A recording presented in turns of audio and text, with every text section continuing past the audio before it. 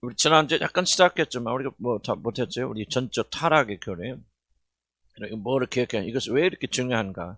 우리 전적 타락의 교리는 특히 장로교 교통에서 칼빈을 주의를 믿는 분들을 받아들이지만 감리교나 이제 다른 교통에서 이걸 잘 다른 형태로 이해하고 잘 받아들이지 않습니다. 그럼에도 불구하고 왜 칼빈 교리 중에서 칼빈은 그리고 장로교회 이걸 믿는 분들은 왜 그렇게 이게 전적 타락의 교리를 중요하게 여기냐면은 여기서부터 구원의 모든 교리들이 다 여기서부터 영향을 줘요. 전적 타락의 교리에서. 우리가 오직 믿음으로만 가능하다. 우리는 예정론 어디서 나오냐? 우리는 하나님께서 예정된 사람 구원받지. 그리고 우리가 자유의지에 의해서 구원을 결정짓는 게 아니다. 이게 왜 나오냐면 전적 타락의 교리를 받아들이면 이걸 받아들일 수 있는 것이죠. 전적으로 타락됐고 완전히 무능하기 때문에 우리는 우리 안에서 어떤 구원도 일어날 수 없다. 오직 예수 그리스도께 상하신 모든 일을 받아들이는 거고 그 믿음으로 받아들이는데 그 믿음조차도 하나님 주시는 선물이다. 그러므로 우리의 모든 구원은 우리에게 달려있는 것이 아니라 하나님에 달려있다. 그렇기 때문에 구원에 대한 모든 영광은 주님 홀로 받으셔야만 한다는 구원에 대한 모든 교리들이 사실 어디서부터 이 가장 중요한 역할을 출발하게 되냐면 이 전적 타락의 교리를 또 출발하게 됩니다. 그런데 이제 또 전적 타락의 교리를 많은 사람들이 거절한 이유는 전적 타락 그러면 어쩜 우리 잘 이해하지 못하고 오해한다는 거죠. 전적 타락의 교리가 도대체 무엇이면 완전히 부패되고 완전히 그런 식으로 잘못 생각하기 때문에 전적 타락의 교리를 거절하게 되는 그런 상황에 그래서 우리가 전적 타락의 교리가 무엇이고 왜 그렇게 중요한가 하는 것을 우리가 배워 나가는 겁니다.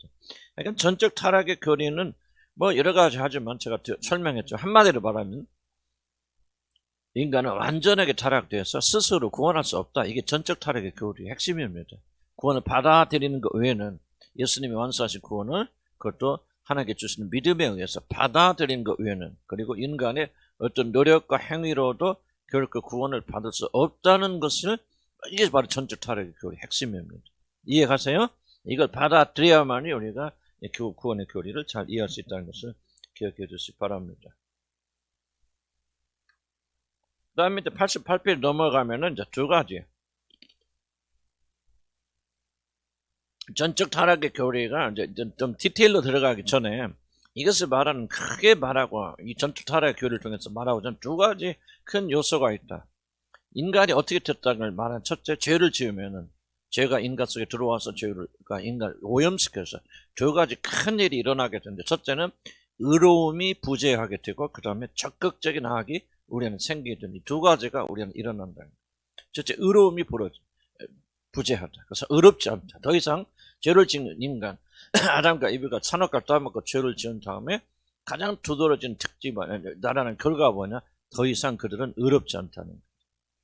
그러니까 의롭지 않다는 말을 우리 자꾸 윤리적 도덕적 개념으로 해석해서 그가 하나도 흠이 없다, 있다, 도덕적으로 완벽하다는 그것을 말하는 것이 아니고 이 의가 의롭다, 의롭지 않다는 것은 결국은 하나님과 관계 속에 설명되는 것. 예를 들면 응애하고 태어난 아이가 죄인의 자녀로 태어났고 아담의 후손으로 태어났기 때문에 의로요, 의롭잖아요. 의롭지 않죠. 근데 의롭지 않다는 것을 도덕적 개념으로 본다면 응애하고 태어난 아이가 무슨 죄를 지었을까?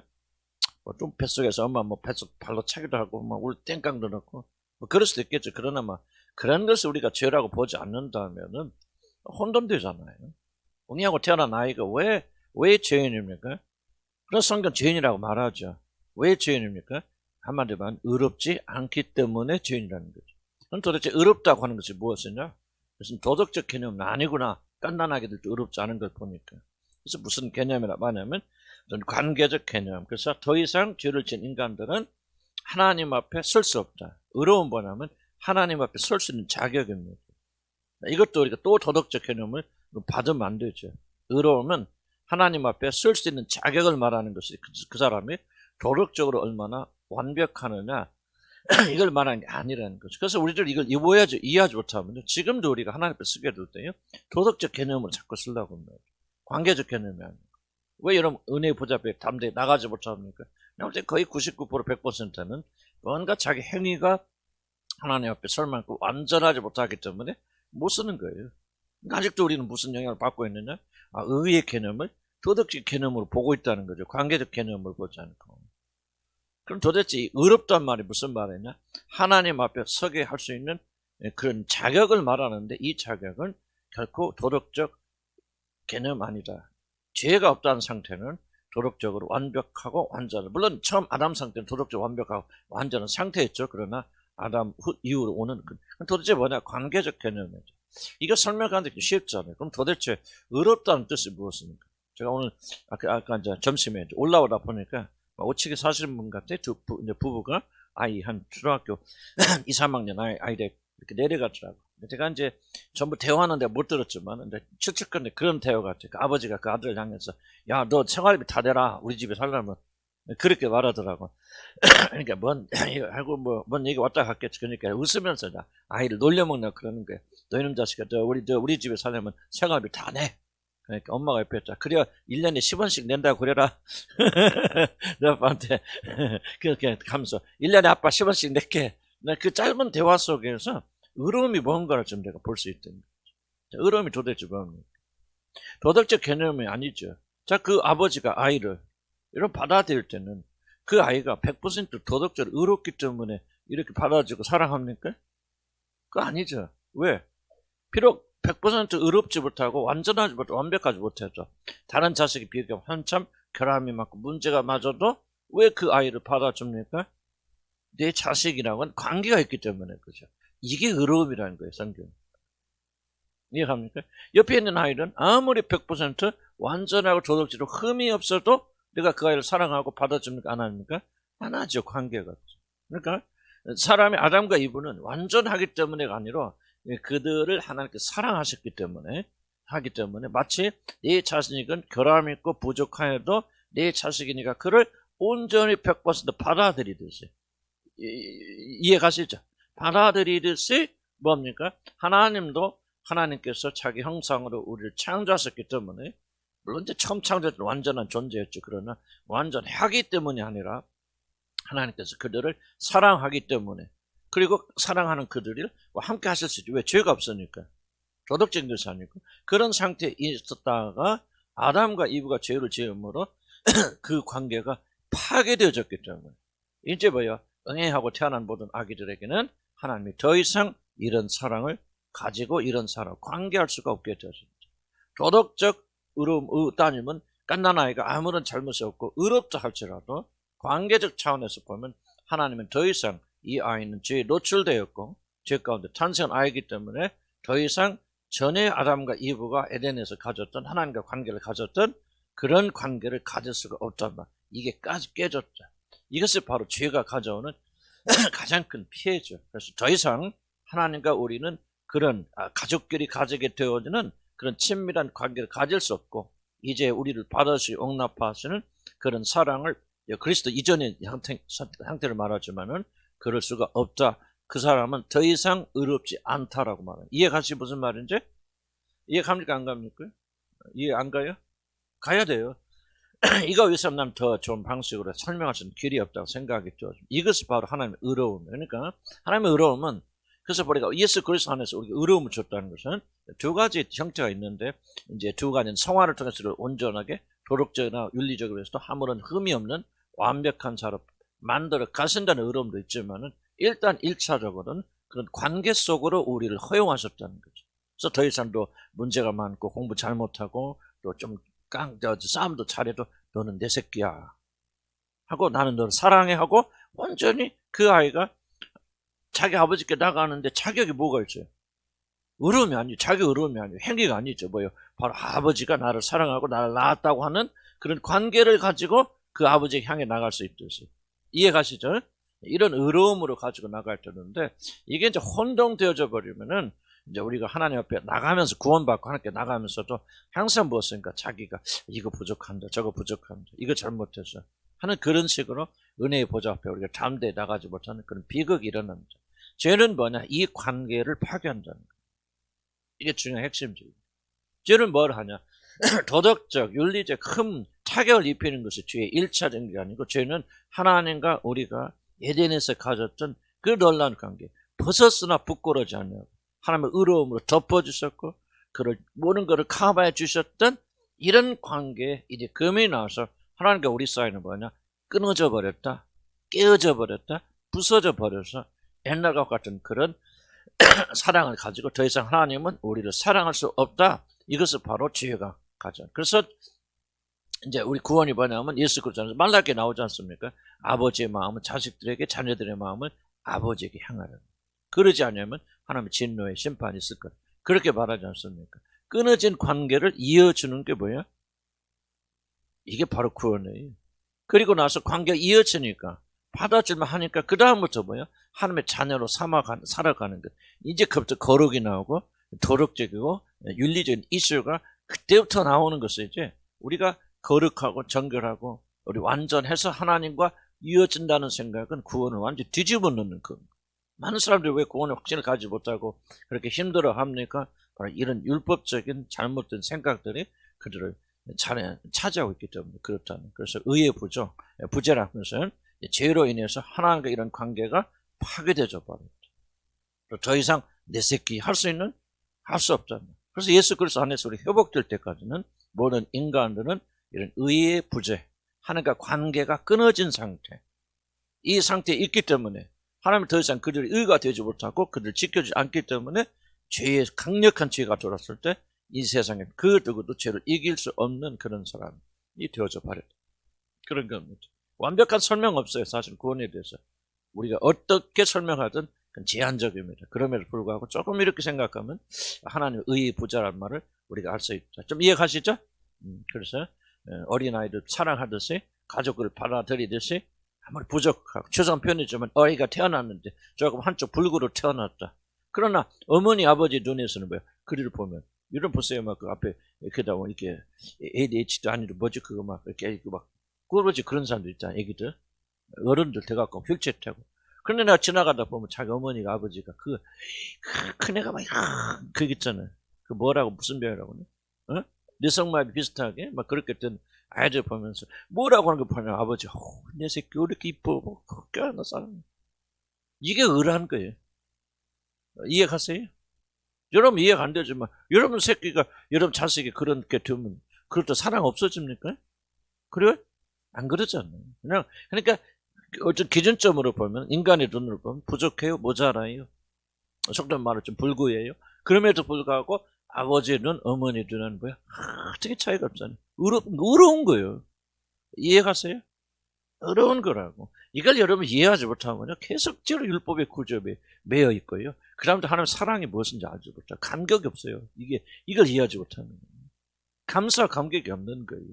이런 결함만 자꾸 없애려고 그러죠. 결함이 있음에도 불구하고 이렇게 사랑을 끌어안으시는 아버지의 사랑을 우리가 깨닫지 못하면 어떻게 그분을 사랑할 수 있겠습니까? 그러니까 지속적으로 수고하고 무거운 짐을 지고 그런 저주 가운데 살게 되어지는 것이지. 그래서 우리는 죄가 들어오면 뭐하냐? 이 관계를 파괴한다. 더 이상 하나님께서 내 새끼 할 수 없어. 왜?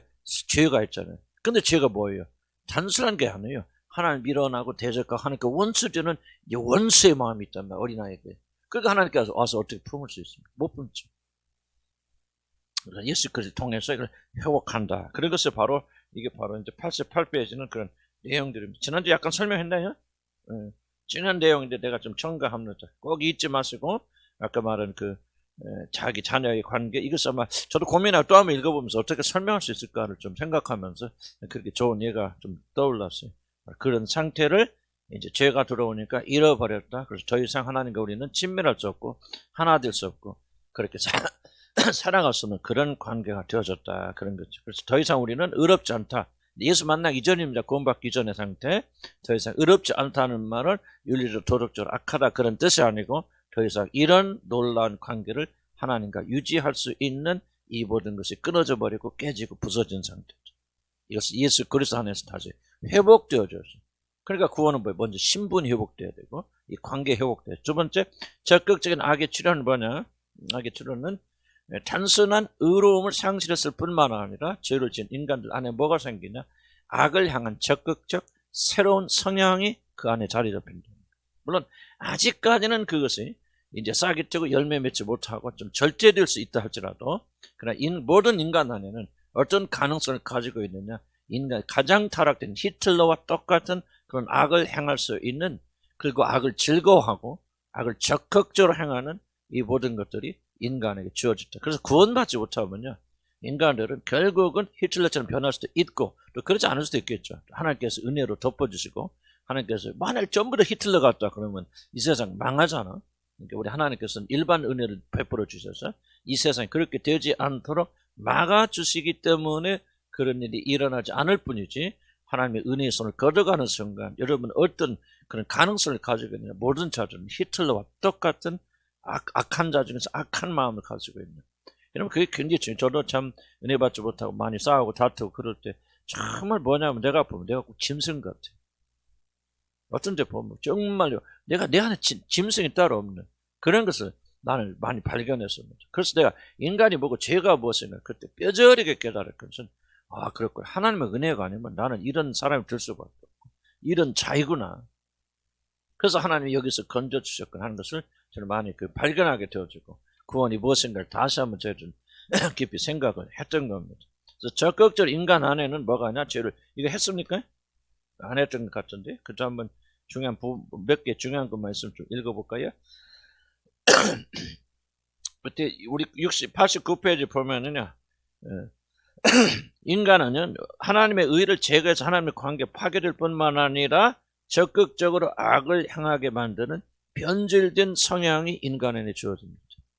이걸 느낄 수 없고 여러분들이 인정할 수도 없기도 하고 또 이제 눌리기도 하고 또 주님께서 은혜로 덮어주시기도 하고 또 어떤 부분은 또 우리가 훈련해서 안 드러나기도 하지만은, 그러나 여러분 죄인들은 죄를 지어서 하나님 떠난 모든 인간에게는 적극적으로 악을 사랑하는 성향이 있다는 거죠. 구원받은 뒤에도 이 성향은 사라지지 않습니다.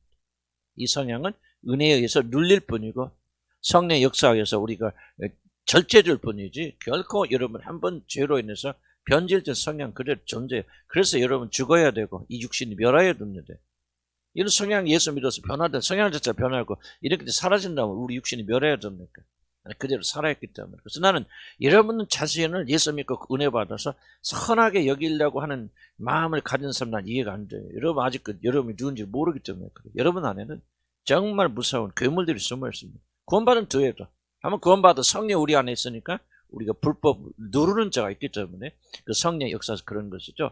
하나님의 은혜가 떠나고 이런 내가 경험했을 때요. 또 내가 보기도 하고 많은 사람 똑같은 이야기 하는데, 어떤 사람이 가장 추하게 변하냐, 성령 받았다 타락한 사람들 정말 추합니다. 말로 못하게 추한 사람 난 많이 봤어요. 진짜 성령 받아서 그때 알 수 있느냐, 좀 그런 의문점이 들 수도 있겠지만, 그러나 나는 우리 큰 교회 운영하면서 정말 열심히 하나님 믿다가 타락한 자들은요, 취해도 그렇게 추하게 더럽게 타락합니다. 무섭게 타락합니다. 여러분 예수 믿다가 나는 모르겠어요. 여러분 이제 교리적으로 설명적 모르지만은 나는 실질적으로 경험적으로 보게 될 때요, 예수 믿다가 타락한 사람들까지 무섭게 타락한 사람이 없어요. 정말 여러분들 정말 무서워해도 두려워야 됩니다. 나는 이걸 알기 때문에 두려워할 때 내가 주님의 은혜 밖에 벗어날까 봐. 그래도 뭐 우리가 막 예수 있게 믿었는데 이런 그런 오해하지 마시기 바랍니다. 인간은 하나님의 은혜로 덮어지지 않고 성령 은혜 안에 있지 아니하면요, 특히 예수 믿다 타락한 사람은 짐승처럼 변합니다. 나는 많이 보았어요. 그 사람들이 처음부터 구원 안 받는 사람이냐, 뭐 그렇게 말할 수도 있겠지만, 그러나 그렇게 드러나는 그 이유는 뭐냐, 바로 죄를 짓게 되었을 때, 저는 우리가 아담의 후손으로 태어나게 될 때 여러분 안에 뭐냐, 적극적으로 악을 실천하고 사랑하는 그런 악의 성향이 여러분에게 심겨지는 거예요. 그래서 사도 바울도 고민해요. 고통하는 거죠. 오라 나는 공부하고 멸망받을 사람, 이 멸망의 법에서, 이 사망의 법에서 누가 나를 건져내려? 왜 그런 게 없다고 왜 이런 애통하겠습니까? 잊으면 안 됩니다. 그래서 이제 하나님과의 관계에서 선한 것을 할 수 있는 그런 능력을 상실했을 뿐만 아니라 그들 안에는 이제 적극적으로 악을 향한 능동적 성향을 가졌겠다. 그래서 우리는 뭐야? 수동적 죄인들이 아니라 적극적으로 죄를 향하는 능동적 죄인들이다 하는 것을 기억해야 됩니다.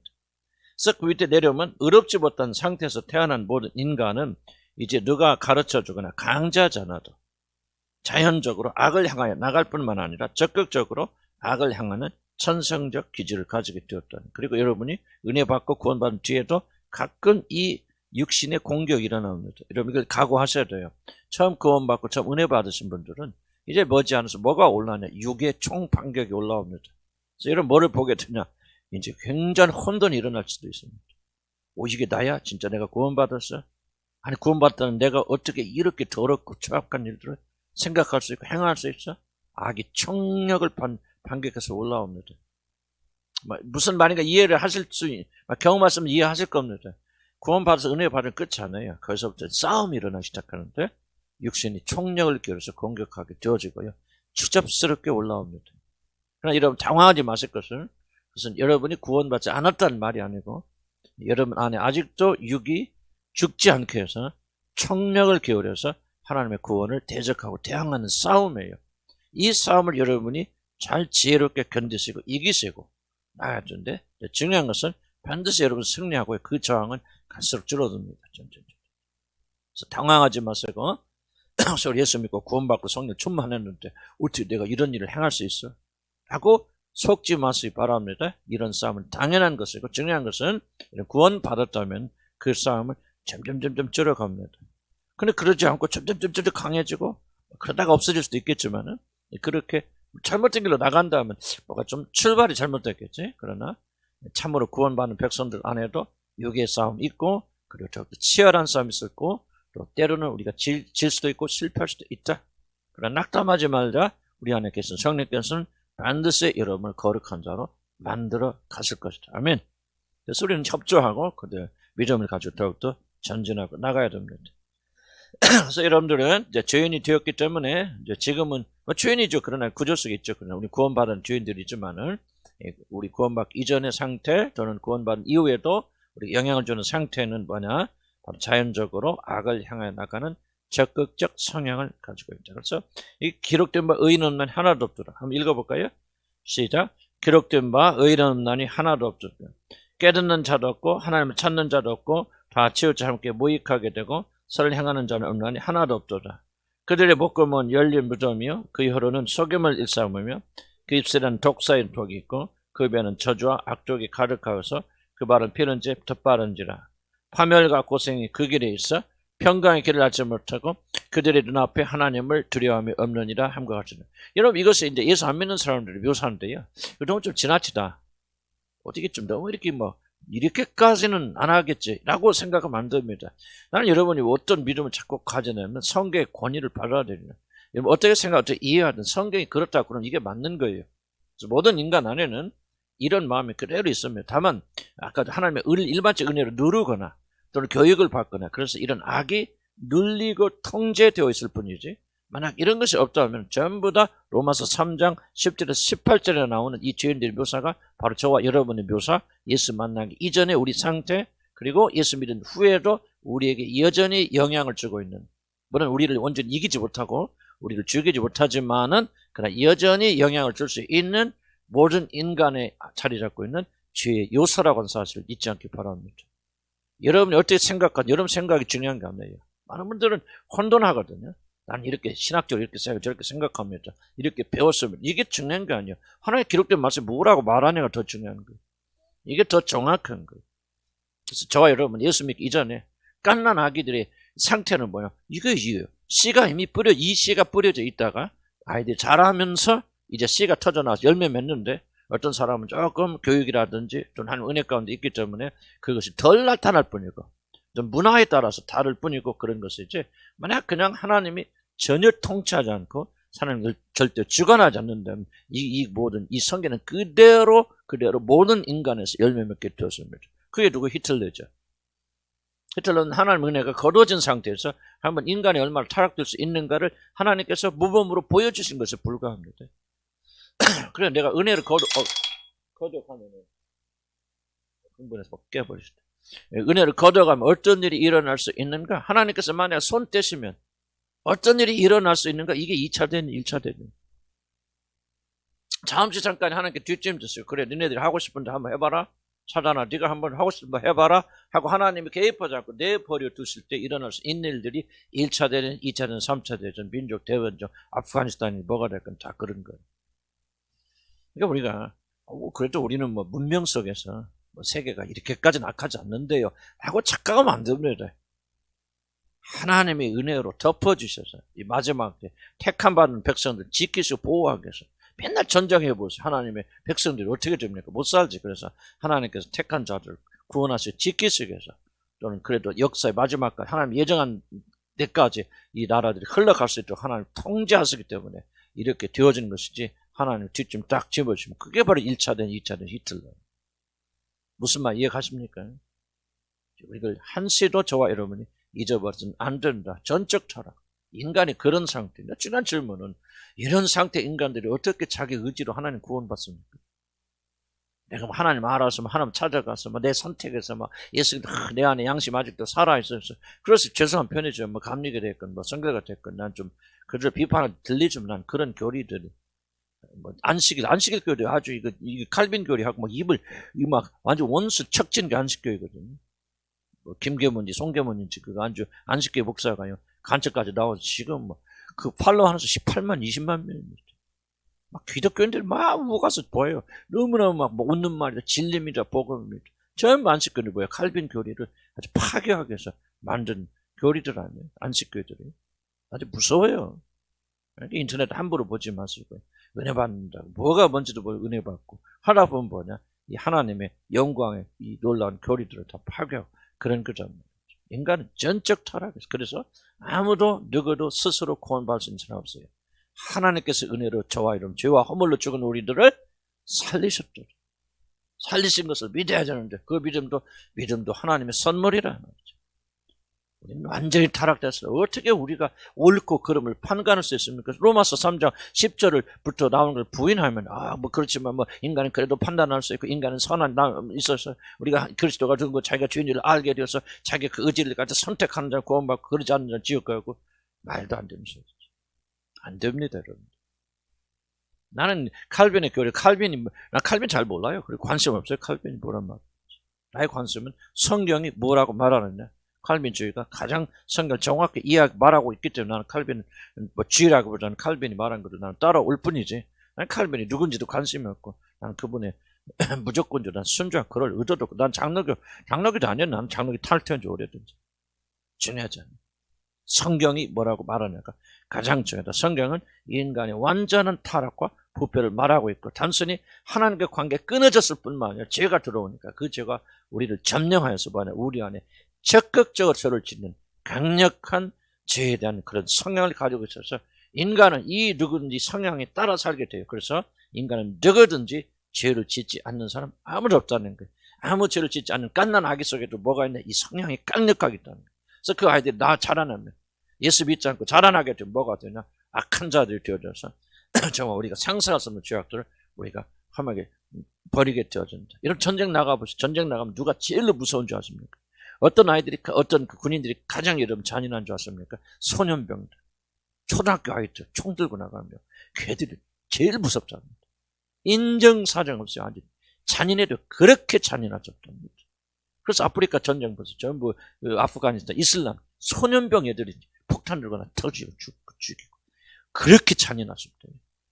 지각이 없기 때문에, 옳고 그름이 없기 때문에, 양심의 가책이 존재하지 않아서. 참 보세요. 어리면 어릴수록 양심의 가책이 더 살있어야 되잖아요. 그리고 어리면 어릴수록 아이들이 범죄를 덜 저질러야 되잖아요. 근데 똑같은 기회가 되어졌을 때 왜 어린 아이들이 그렇게 잔인한 줄 아십니까? 그들이 뭐가 있느냐? 이런 악의 성향이 강력히 뿌리내리고 있기 때문에 그러다가 기회가 되어지니까 이렇게 퍼져나오는 거죠. 우리 어린아이들 얼마나 악한지 아십니까? 여러분 가볍게 여기면 안 됩니다. 내 몸에서 나는 아이들이니까 사랑스럽게 보이지 그렇지 않아요. 그 안에 하나님을 대적한 강력한 세력이요. 지락교 아이들이 있어요. 강력하게 있습니다. 우리가 이것을 무시하면 안 되고요. 그러니까 여러분들이 예수 믿지 않는 자는 다 원수입니다. 내 몸에서 난 자식이라도 나는 하나님의 영을 가졌고 그 아이는 사단의 영을 가진 아이들이요. 내 몸에 난 자식이라도 죄송합니다. 또 그렇게 말하면 안 되지. 그러면 또 아이고 매일 싸우는데 이것이 그냥 이 악의 영이 들어갔고 이 내 성령을 가진 엄마를 대적하고 있구나. 또 그럴라 또. 말 잘못 취소. 아이고 또 그러기 싫어. 그렇게 잘못 오용하라는 이야기가 아니고 거꾸로 있을 수도 있겠죠. 그래서 여러분 성경 말씀만은 받아들이고요. 그 진리를 우리가 결코 오용하면 안 됩니다. 누구도 거듭나지 않고 구원받지 않으면요. 그래서 그 성향을 가진 아이들한테 그런 성향이 있으니까 어떻게 구원받습니까? 거듭나면 구원의 방법이 없는 거예요. 그런 자들이 온전히 존재가 뒤바뀌어져야 돼요. 교육으로 안 돼요. 그래서 우리 교회는 뭐 애들이랄까 말 윤리 도덕 가르치지 말라 그 말. 윤리 도덕해서 여러분 뭐 해서 안 된다 그 말이에요. 거듭나야 돼요. 새로운 존재가 돼야죠. 이 성향이 바뀌어서 하나님의 성향을 바꿔야 돼요. 거듭날 때 하나님이 새 성향을 심어주시잖아요. 여러분이 가진 육의 성향과 반대된 새 성향 주셔서 하나님을 찾아가고 그 뜻대로 살도록 하지 않습니까? 그래서 밑에 쭉 봅시다. 쭉 내리면 모든 죄인들 안에는 악을 적극적으로 그리고 능동적으로 행하는 그런 타락한 새 성품이 있다는 것. 바로 이것이 우리들이 항상 은혜 안에 살아야 된다. 이 성향은 죽어도 거듭나도 이 성향 없어지는 게 아니라 옛 성향이 하나님의 새 성향을 주시는 것이지 새 성향이 옛 성향을 대체하는 것이 아니다. 대치라고나? 대체하는 것이 아니라 대체하는 것. 이게 이제 지금 여기 설명할 수 그러나 왜 우리들이 구원받은 자들이 고통하게 되는가? 새 성향은 옛 성향을 대체하는 것이 아니기 때문에. 옛 성향 그대로 있습니다. 그러나 새 성향을 주셔서 그 새 성향이 옛 성향을 정복하여 나가도록 그렇게 하나님 하시지. 아주 없애버리고 새 성향 주면. 거듭나는 순간부터 얼마 편해 그러면 아무 갈등도 없고 죄도 없고. 근데 그렇지 않다는 거죠. 그래서 나중에 좀 설명을 드릴 기회가 있을 줄 알고요. 그래서 우리는 항상 하나님의 은혜 가운데 있고 성령 충만을 받지 않으면 옛 성향 적극적인 악이 우리 안에 있다. 기회만 주어주면 올라와요. 나는 지금 굉장히 궁금한 게 궁금하기보다도 좀 염려하고 기도하는 것은 내가 은퇴했을 때 우리 교인들이 이 눌려있던 성향들이 어떻게 펼쳐나올까. 나는 그게 굉장히 조금 관심사입니다.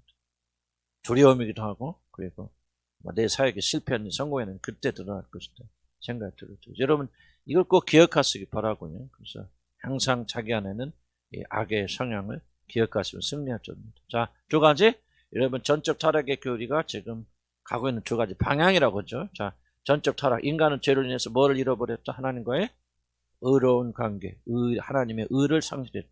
이 의는 뭐야? 윤리적 도덕적이다 아니다 뭐다? 하나님과 관계를 갖게 해주는 뭔가 특별한 것죠. 하나님의 사랑이 들어가 있고 하나님께 사랑하는 거 그런 거죠. 아까 얘기했던 부모와 자식 간에 있는 그런 특별한 관계. 윤리적 도덕적으로 완벽하지 못한 내 자신을 자기 부모에 두는 자기 자신 다 어렵죠. 그렇죠. 받아들이는데 문제 있어 없죠. 그냥 잘못하고 뭐 하도 내 새끼 아무리 잘못해 좋다 나는 그런 말 하고 있는 것이 아니라 하나님은 1차적으로 그런 관계를 가지고 있어서 아담과 이브 그리고 만약에 그들이 죄짓지 않았다면 아담과 이브의 후손으로는 모든 인간들에 대해서 하나님은 그런 사랑을 우리에게 줄 수 있었죠. 그래서 누구든지 부족하지만 하나님의 의를 심리해봐서 은혜의 보좌 앞에 나오는데 아무런 문제가 없었을 것이다. 아담과 이브가 범죄함으로 죄가 들어왔잖아요. 그 죄가 들어올 때 그 죄가 우리를 뭐였어요? 죄된 책임만 가져다 뿐만 아니라 죄된 뭐예요? 그렇지 오염까지 가져온다. 우리 지난주에 배웠죠? 기억 잘하십니다. 죄된 뭐예요? 오염까지 가져온다. 그래서 그 죄가 우리 자신들을 부패시켰죠. 그러니까 하나님께 더 이상 우리를 사랑할 수 있다 없다? 없다. 관계할 수 있다 없다? 없잖아요. 그러니까 이제 더 이상은 하나님이 우리와 가졌던 그 관계, 부모와 자식의 관계, 부족하지만 덮어주시고 벗었으면 아무나 벗었지만 부끄러움이 없는 의로운 그 상태, 하나님께서 받아주신 아무런 문제가 없는 그런 관계가 끊어졌다. 하나님과 우리 사이에 더 이상 이제 존재하지 않는 끊어지고 부서진 관계, 이것이 바로 죄의 무서운 결과. 두 번째는 뭐라 했죠? 바로 의가 없었을 뿐만 아니라 그 결과를 우리 안에는 적극적인 악이 생겨났죠. 여러분 안에는 악을 향하고 악을 사랑하고 악을 즐거워하는 그런 성향이 있다는 거죠. 지금 여러분 구원받아서 새 성향이 있고 성령의 역사를 받는 새 성향이 있으니까 이게 전부 나의 전부 모습같이 보이지만 이 만약 지금 다른 한편에는 이런 악의 적극적인 성향이 있는데 마지못해서 어쩔 수 없이 죄 짓는 게 아니라 적극적으로 다른 사람을 미워하고 적극적으로 다른 사람을 시기하고 질투하고 정말 이런 것들이 은혜 때문에 눌려있을 뿐이지 만약 그렇지 않으면 여러분 곧다시 일어와서 여러분 하나님을 떠나는 순간 잘 들으세요. 여러분 하나님 떠나면요 이런 가장 비참하게 추하게 타락하는 사람들입니다. 한번 실험해보세요. 해봐? 안 해봐? 하고 싶어 안 하고 싶어? 안 하고 싶죠? 난 농담만 해. 나는 많이 봤어요. 정말 그래서 하나님께서 때때로 우리를 보여주시는 거죠. 나도 정말 내 안에 구원받은 내가 진짜 구원받은 거 내가 목사예요. 이렇게까지 내가 하겠어. 내가 사람의 짐승이야. 나도 이런 과정을 많이 겪었어요. 그러면서 이 복음을 발견해 나가면서 그렇구나. 그래서 내가 하나밖에 없다. 아직 성령 천만하고 예수 그리스도가 나의 모든 것 되는 것 외에는 나는 이 독을 악한 성품을 이길 수가 없다. 이 악한 성품 어디서 끝나냐? 내가 죽어서 그 나라 들어갈 때 제거되는 것들. 그래서 하나님께서 왜 이 악한 성품을 남겨두셨을까? 그래야만이 우리가 뭐야? 오직 예수 그리스도 한 번만을 바라보는 자들. 선한 것은 내 안에 없다. 하나도 없다. 하나님 은혜 안 주시면 짐승이라 하면 그러면 이 짐승 같은 내가 살 수 있는 은혜 가운데 살 수 있는 유일한 방법은 이것밖에 없죠. 예수 그리스도 나의 모든 것 100% 차지하는 거 외에는 차지하지 않으면 뭐가 하나 짐승이 나오잖아. 그러니까 이 간구하면서 내가 구원 못 받아서 이게 바로 구원이에요. 그 예수님이 더 많이 나를 차지하신 것이 구원의 과정이거든요. 그런데 이런 과정을 통해서 주님께서 그런 소원을 더욱더 불러 이렇게 세우신다. 그래서 나는 예수 그리스도가 나의 모든 것이 되어야만 되는 충분한 이유를 가지고 있다. 왜? 내 안에 우리 안에 뭐가 있기 때문에? 악에 대한 적극적인 성향이 있기 때문에.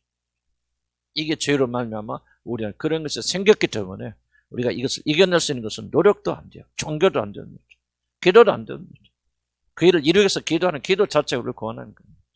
오직 우리가 이 성향을 이길 수 있는 것은 온전히 거룩하신 그분이 내 안에서 100% 나를 지배하고 다스리실 때만이 우리는 이 지상에 살아가는 동안 살 수 있을 것이다. 그리고 하늘나라 가서는 가는 순간 우리의 몸은 온전히 사라져서 더 이상 그런 죄는 우리를 더 이상 지배하지 못하다. 굿바이다. 오직 거기는 무슨 성향? 선한 성향, 하나님 사랑하고 사모하고 사랑하는 그런 주님께서 우리에게 이미 주신 그 성향이 100% 우리 안에서 열매를 맺을 수 있게 될 것이다. 그래서 우리 모든 피조물들은 그날이 오기를 소원하는 거죠. 아멘? 여러분 왜 그날이 오기를 소원합니까? 천국 가니까. 물론 천국이 좋죠. 그러나 우리가 그날을 소망하는 것은 나도 아침에 기도하면서 정말 왜 그날 소망하는 그날에 가면 이게 나누임 없이 온전하고 순전한 마음으로 우리 주님만 바랄 수 있습니다. 그때는 뭐 기도해보면 기도 뭐 5분 10분 집중하기 어렵잖아요. 특별히 이런 기도들은 얼마 갈등합니까? 그러나 우리가 하늘나라 가면 그런 갈등 없이 그렇게 될 수 있을 것이다 하고 점점점 주위 사람들을 그렇게 만들어져 갑니다. 자, 전적 타락의 교리에 대한 오해 볼까요? 우리 91페이지 보면은 많은 사람들이 전적 타락을 받아들이지 못한 이유는 뭐냐? 전적 타락에 대한 오해 때문에 그렇습니다.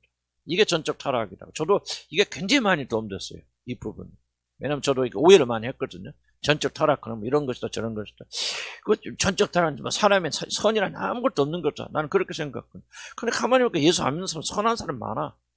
아, 도대체 이거 뭐야 이게 뭐가 이게 맞는 말이야 이게. 나 이거 전적 타락의 교리 이거 이거 지금 뭐가 잘못됐다 생각했어. 그게 뭐냐? 전적 타락이라는 말의 의미를 잘 이해하지 못하기 때문에 일어나는 현상들. 그래서 이 전적 타락이라는 말이 도대체 무엇을 의미하는가? 오해들부터 우리가 배워나갑니다. 첫째는 전적 타락은 선의 완전한 부재를 말하는 것이 아니라는 거죠. 전적 타락. 선의 완전한 부재.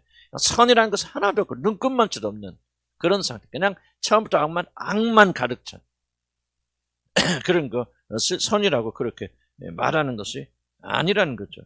그러면 우리 당황하지. 예를 들어 연쇄살인범 있다고 합시다. 연쇄살인범. 지금 강도범에서 강도가 있어 막 집집 나가서 막 사람 죽이고 막 돈 훔쳐요. 그 돈 훔쳐다 뭐예요? 돈 훔쳐다 뭐 했대? 지 새끼 장난감 사다 줬대. 예를 들자면 무슨 얘기 같자면 그런 강도들 많잖아요.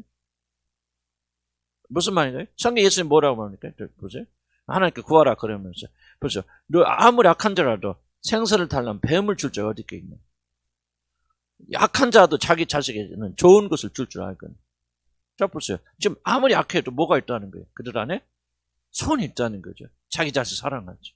남의 것 남 죽이고 돈을 뺏으라도 뭐요? 우리 새끼들은 정말 편안하게. 나는 우리 집에 가면요. 아파트에 가면 참 선한 분들 계세요. 몇 분 계세요. 우리 복도에. 어떤 분이 계시냐면 담배 피신 분들. 나와서 멀리 담배 피워 막. 내가 운동하려고 그때 막 홀로 도망가. 얼마 냄새 독한지 막 위치까지 올라와 굴뚝같이. 그런데 내가 지금 그 사람 만나면 꼭 하고 싶은 말이 있어. 내가 붙잡고 이렇게 말하죠. 사장님 왜 복도에서 담배 피십니까? 왜 복도에서 담배 필까요? 그렇죠. 집에서 담배 피우면 자기 새끼 다치니까 그러는 거예요. 나는 그게 궁금하다.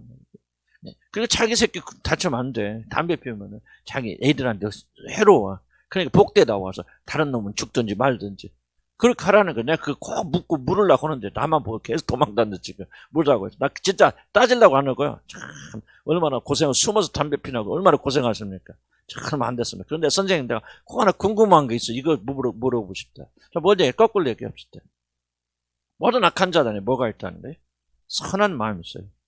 그렇기 때문에 전적 타락이 인간에게는 아무런 선한 것이 없다라고 말하는 것은 전적 타락의 의미가 그런 게 아니다. 그렇게 생각하면 전적 타락의 교리를 받아들이기 굉장히 어렵게 되어집니다. 나도 목회하면서도 지금 말한 이 웃은 이야기들이 나는 굉장히 심각하게 다가왔기 때문에 이건 전적 타락이 아니라는 거예요. 근데 왜 성경은 모든 자들이 다 완전히 부패돼 완전히 타락됐다 말하냐. 이거 뭐가 잘못됐다. 나는 그렇게 생각을 했거든요. 근데 마틴 존슨 목사 굉장히 잘 설명해줘요. 저한테는 그래서 이런 의구심이 많이 좀 풀어졌습니다. 자, 전적 타락은요, 인간 안에 선이라고 불릴 수 있는 것은 단 하나도 존재하지 않는 선의 완전한 공백 상태를 말하는 것이 아니라는 거지.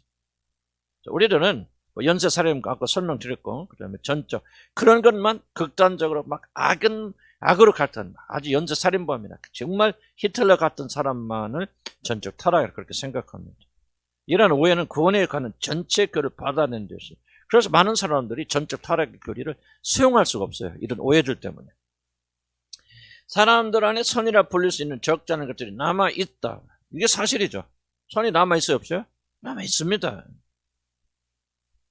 그리고 선을 실천하는 많은 불신자들을 볼 수 있기 때문에 오히려 예수 안 믿는 사람들이 다 구제 많이 하고 인도 가보니까요. 정말 그 공항들 가보니까 예수 믿는 사람은 별로 안 도와준대요. 근데 그럼 누구 어떻게 사냐 그랬더니 전부 힌두교인들이 와서 구제한다는 거예요. 힌두교인들. 물론 막 자기들도 구원을 위해서 그랬겠지만은 그럼에도 불구하고 아무 예수 안 믿는 사람 다 악하다. 이렇게 말해서는 안 된다. 예수 안 믿는 사람 중에도 선한 사람, 윤리적 도덕적인 면에서 오히려 기독교인들보다도 더 뛰어난 사람들이 있다는 거죠. 그래서 우리가 로마 3장 23절에 선을 향하는 자는 하나도 없도다라고 하는 그런 말씀을 윤리적인 그런 우리가 해석하게 될 때 많은 혼돈이 일어날 수 있다는 거죠. 밑에 보면 인간의 타락이라는 것은 사람의 성향, 즉 악을 향하여 나가는 방향성을 말하는 것이죠.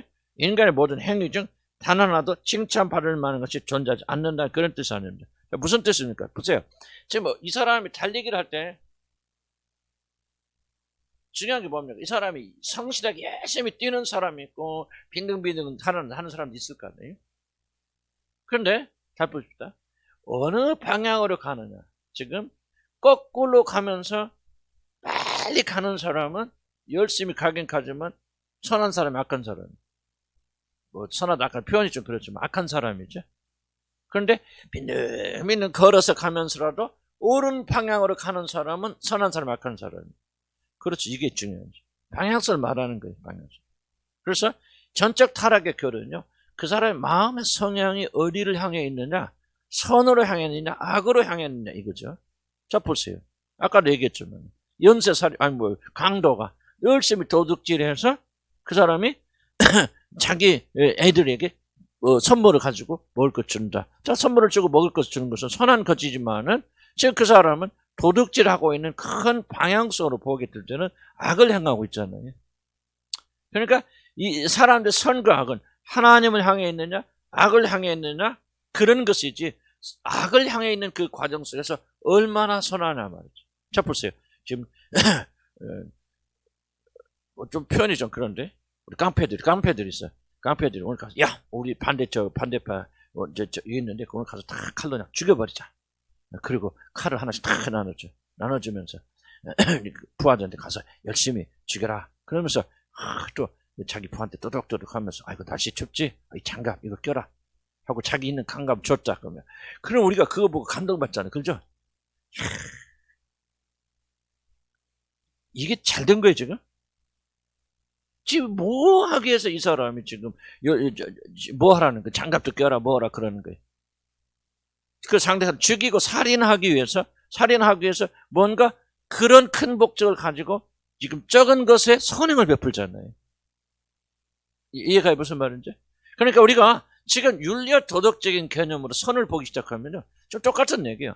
지금 하나님과 대적하고 하나님께 싸우는데, 막 이게 싸우는데, 너 참 그래도 건강해야지, 밥 잘 먹어야 돼, 밥 챙겨 먹어야 돼 하고 서로 격려한다면 뭐 어렵게 생각하죠. 좀 일본하고 한국 전쟁한단 말이에요.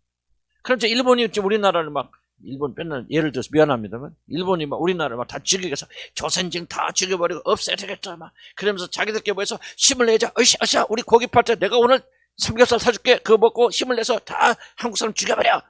자 지금 삼겹살을 사주는 것이 선해 나빠요? 헷갈려요?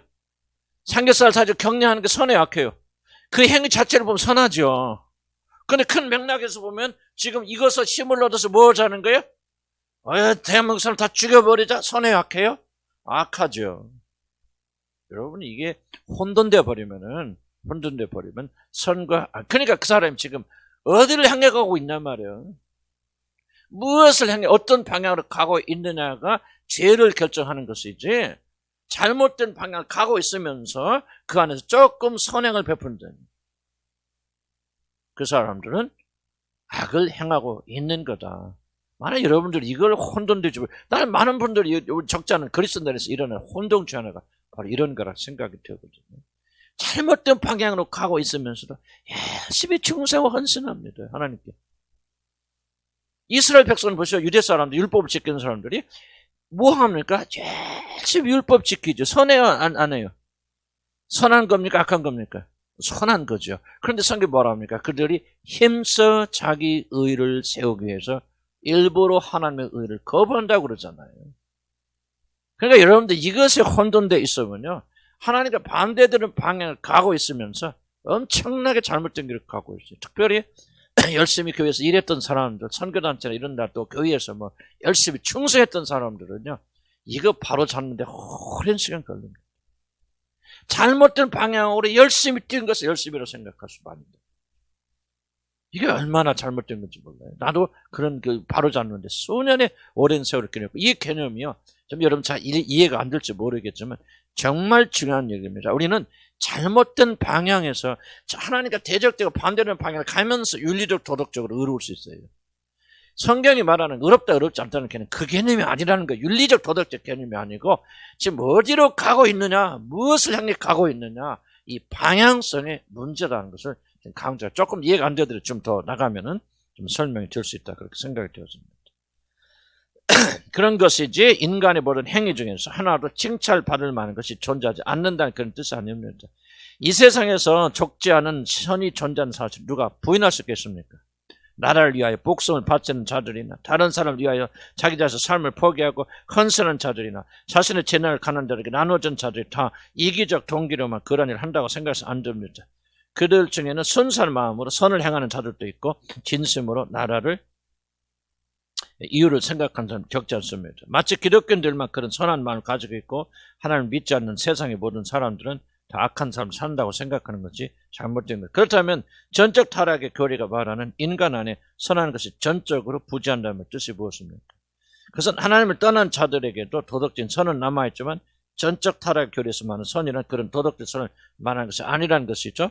왜냐하면 세상에서 볼 수 있는 도덕적인 선은 사람의 수준에서는 선한 것이지만 우리를 하나님께로 전혀 이끌지 못하는 영적으로 전혀 무기력한 선이죠. 자, 제가 금방 생각나는 게 있어요. 좀 우선 이해 같지만은 여러분 바벨탑을 쌓는 일꾼들이 열심히 놀지 않고 헌신해서 어떻게든지 바벨탑을 열심히 쌓아야 되겠다.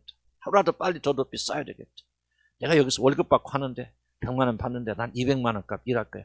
하고 자기 몸을 돌보지 않냐고 헌신하고 정말 먹지 않냐고 그렇게 열심으로 열성으로 바벨탑에 돌을 쌓아 올렸다. 선한 사람이 악한 사람이. 예? 선한 사람 악한 사람. 그럼 아무 동기도 없어. 나를 불러주게 하나 너무 감사해요. 나 같은 사람 부족한 사람은 이렇게 일자리를 주니까 나는 열심히 그 은혜를 보답할게. 다른 사람 나 놀고 엉터리 해도 나는 이 바벨탑 쌓는 일에 내 몸을 헌신해서 날 살게. 정말 모범적이고 도덕적, 윤리적, 속이적, 양심적, 밤도 자지 않고 그렇게 헌신적인 이 사람이 선한 사람이 악한 사람. 예? 세상의 기준으로 보고 윤리적 도덕적으로 기준을 보면 선한 사람 악한 사람. 선한 사람이죠. 영적인 차원에서 보면 악한 사람이죠. 이해 가세요? 이게 선과 악의 개념으로 받아들여져요. 굉장히 중요한 개념. 이거 혼돈되어 버리면요. 바벨탑에서 열심히 돌싸우면서 이러면 선한, 충성한, 헌신한 자 생각. 왜 이게 교회에서 이거 말하잖아요. 왜? 바벨탑을 쌓아도요. 바벨탑이라고 말하지 않죠. 자기들 바벨탑 인지 모르죠. 다만 무조건 헌신을 강요하기 위해서 이렇게 많이 말하는 자 잘못되어 있어요. 그래서 저와 여러분이 이 개념이 들어오지 않으면 죄가 뭔지를 알 길이 없어요. 그래서 우리가 복음을 이해해야 되고 주님 이해해야 되고 주의 진리가 무엇인가 알아야 된다. 좋은 예죠? 내가 한 게 아니에요. 그냥 탁 하는데 주님 딱 주신 생각이에요. 난 한 번도 이런 생각 안 해봤어요. 근데 멋있다, 그죠? 바벨탑에서 일하는 일꾼, 성실한 일꾼이 선인인가 아닌가. 이거 하면, 진짜 내가 생각해도 멋있다.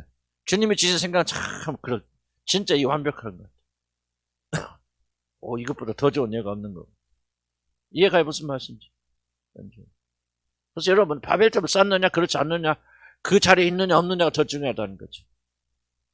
우리는 그렇지 않잖아요. 바벨탑을 쌓든, 뭐를 쌓든, 열심히 벽돌만 쌓고, 이 열심히 선한 행위를 하면 된다. 충성하면 된다. 헌신한다. 무엇에 충실하고 헌신한다? 하나님을 대적하는 일에 충성하고 헌신할 수 있다.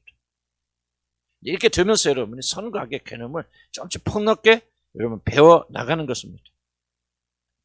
세상에 선한 것과 하나님 앞에 선한 것은 전혀 다른, 같을 수도 있겠죠. 그러나 내가 볼 때는 거의 다르다고 봅니다. 타락한 인간에게 남아있는 선은 윤리적 도덕적 선이지 방향을 뭐야? 세상을 향해 나가고 하나님 대적하는 방향이 있으면서 그 안에서 선하는 거예요. 결코 하나님 앞에서 의롭다함을 받을 수 있는 영적 선은 아니다. 의롭다함을 받으려면 뭐가 틀어져야 돼? 방향 자체가 휘전되어야 돼. 회개해야 돼. 돌아서야 됩니다. 그래서 우리는 너무 디테일에 매달리지 말라 하는 말을 강조하는 게 그겁니다. 너무 옳고 열심히 하느냐 2차적이다. 중요하지 않다. 더 중요한 것은 뭐냐? 무엇을 위해서 일하느냐? 어디를 향해 가고 있느냐? 내가 지금 어디 쪽으로 가고 있느냐? 이게 또 중요하다는 것을 제가 계속 강조하는 겁니다. 도덕적 선은 반드시 하나님 앞에서 옳다함을 인정받는 것이 아니다. 인간의 전적 타락을 말할 때 인간에게는 하나님께 나아갈 수 있도록 만드는, 즉 우리를 의롭게 만드는 그런 선이 남아있지 않다라고 말하는 겁니다. 하나님과 관계를 가지는 데 있어서 의롭다함을 입는 것이 아니다. 자, 선이 뭐예요? 아까도 어린 아이 이야기 전에도 옆집 아이가 공부도 잘하고 이뻐요, 잘생겼어요, 말도 잘 들어. 우리 아들은 인사도 하는데 그놈은 인사도 잘해. 너무너무 훌륭해. 근데 그 아이는 내 수준에 보면 선하지 않아요. 이게 지금 선하니까 선하지 않죠. 내 자식 말도 안 들어, 코 올려, 인사도 잘하네, 공부도 잘하네. 근데 그놈만 보면 이뻐 죽겠어. 내 눈에 그 아이는 선하지 않아요. 선합니다. 이게 먼저 돼야 돼요. 지금 이런 구원의 핵심은 뭐냐? 너희 집 애기냐? 그리스도로 말하면 하나님의 자녀가 되냐? 요게 먼저 와야 되는데 계속해서 뭐하냐? 거꾸로. 얼만큼 우리가 의롭게 보이느냐? 얼마나 점수 높게 따느냐? 얼마나 하나님 보실 때 공부 잘하느냐? 전부 이 식으로 구원을 잘못 흘러가고 있다는 거예요. 난 이건 굉장히 결정적. 아직도 여러분이 그런 식으로 본다면 여러분 아직도 구원이 뭔지 잘 모르십니다. 그래서 뭐가 없어? 여러분 안에 평강이 없고 기쁨이 없고 감격이 없는 거예요. 바꿔야 돼요. 그래서 예수 안에서 정말 이게 참 부족해요. 말로는 그렇게 하고 저는 있지만 정말 내 전 존재를 이것이 다 장악해야 되면 그럼 뭡니까? 기쁘고 즐겁고 감사하고 은혜의 보좌 앞에 담대히 뛰쳐나가니까 하나님을 믿는다는 자체가 감사하고 감격하고 즐거우고 기쁘고 모든 고난과 고통을 이겨내는 힘이 되어지는데 왜 이게 안 되냐? 구원의 이 전제부터 들려있다는 얘기예요. 그래서 내가 계속 강조하는 겁니다. 관계가 그 다음, 행위는 그 다음 결과예요, 결과. 그래서 얘기하는 걸 오늘 다 잊어먹어도 그 아들, 다른 집 애기, 우리 집 애기 예화 하나만 기억하고 가시기 바랍니다. 얼마나 그리고 이 얘기를 통해서 나중에 여러분 이 진리를 생각해 보시기 바랍니다. 내가 내 자식을 사랑하는 것은요, 공부 잘해서 그런 거 아니에요. 이뻐서 그런 거 아니에요. 예의 바라서 그런 거 아니에요. 물론 내 자식 그렇게 되면 더 좋겠지. 그건 나중 문제예요. 그냥 사랑하는 거예요. 이쁜 거예요. 그냥 내 앞에서 의로운 거예요. 얘는 그냥 내 자식이기 때문에 선한 거예요. 어떤 일이 있어도 안 버리는 거예요. 왜? 관계가 있기 때문에. 내 피가 흘러 들어가 있고 내 자식은 내 생명이기 때문에 그 다음에 너는 내 자식이니까 조금 잘해라. 이렇게는 말할 수 있지만은 결코 이걸 뒤집을 수 없단 말이죠. 여러분이 하나님과 관계를 가지려면 뭐를 가져야 되는가? 왜 우리가 믿음으로만 가질 수밖에 없느냐? 이게 바로 믿음이거든요. 나는 그러지 않은데 하나님이 그렇게 나를 본다는 거예요. 망점인데 나는 너 사랑한다 그 말이거든. 죄인 중에 괴수인데 하나님께서 내가 너를 사랑해서 내 목숨을 널 위해서 주었단 말이지. 내가 너를 볼 때마다 기쁨을 이기지 못한다. 100점짜리 옆에 있는 아이 나 눈 안 가. 너 0점짜리도 너의 보기만 하면 내가 기뻐 즐거워. 이게 바로 뭐냐? 이것을 믿는 것을 가리켜서 믿음이라고 말하는 거죠. 우리가 그것을 안 믿어요. 안 믿고 뭐 하려고 합니까? 기적적으로 아직도 여러분 안에 뭔가 이게 바로 교만이라는 거예요. 교만. 내가 다른 사람보다 노력하면 더 잘할 수 있어.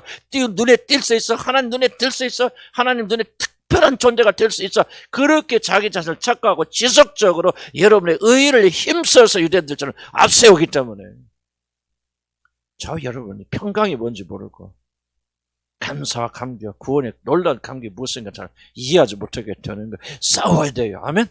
싸워서 믿음으로 들어가야 돼. 믿음이 있다고 자랑하지 마시고 나는 구원에 대해 복음에서 안다고 그렇게들 헛된 그만을 하지 마시고 아무것도 모르는 어린아이처럼 정말 하나님의 말씀 사모하는 마음으로 받아들여 진리의 말씀으로 부서져 나가야 되는데 여러분이 얼마나 열심으로 지금 성교했던 이게 중요한 게 아니에요. 여러분들.